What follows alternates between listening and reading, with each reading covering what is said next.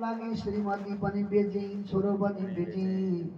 कोही कसैलाई काम गरी मान्छेको खान्छ भने म आफै बेचिन्छु भन्दै आएको थिएँ। त्यही बेला एउटा प्रवीर नाम्रेको च्यानल आयो भने मलाई मान्छे चाहिन्छ, म किन्छु।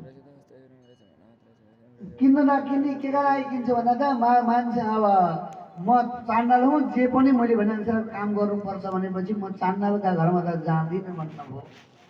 ब्राह्मणलाई भन्नुभयो, हे ब्राह्मणदेव, मलाई तपाईँ नै किन्नुहोस् रे, तपाईँ मलाई पैसा दिनुहोस्।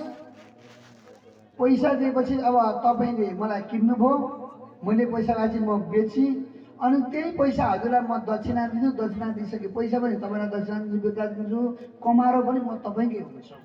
यति भए त हुन्छ, म तुसँग त जाँदिनँ भनेपछि तिनी ब्राह्मणका साथमा बेचिनु भयो।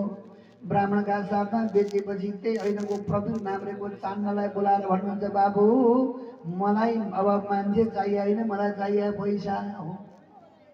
अब त यसलाई यही राखेर म तँलाई बेचिदिन्छु, मलाई त अहिलेको भन्दा बढी पैसा लिए भनेर झन् बढी पैसामा पो बेच्ने कुराकानी गर्दा मलाई नबेचिनुहोस् महाराज, बेचिनु पर्यो, त्यसमा जानु पर्यो भने त अहिले म तँसँग बेचिहाल्दिने भने त धेरै ठुल्ठुला कुरा नगर।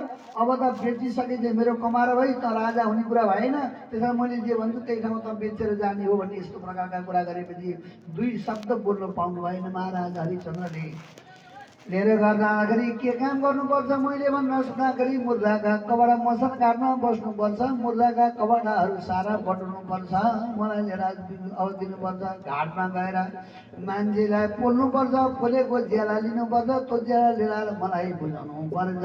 मसन घाटमा मान्छे पोलेर आएको ज्याला मलाई बुझाउनुपर्छ मसन घाटमा भनेपछि उहाँले त्यो कुरो मान्नु भयो।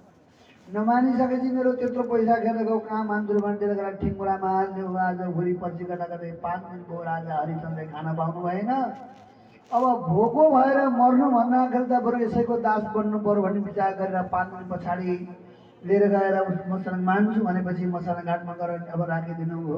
त्यहाँ मान्छे मरिराखेका छ। मरेका मान्छेका कपडा बटुल्नु परेको छ। आफ्ना बाबा मरेर कोही मेरा बाबा भनेर राखेका छन्, कोही आमा भनेर रोइरहेका छन्, कसैले मेरो बाबु भनेर रोएका छन्, तर आफ्ना मान्छे मरि लडीबुडी गरेर खबर रोइराखेका छन्। तिनका साथमा दिएका पिण्डहरू आफूले ग्रहण गर्नु परेको छ।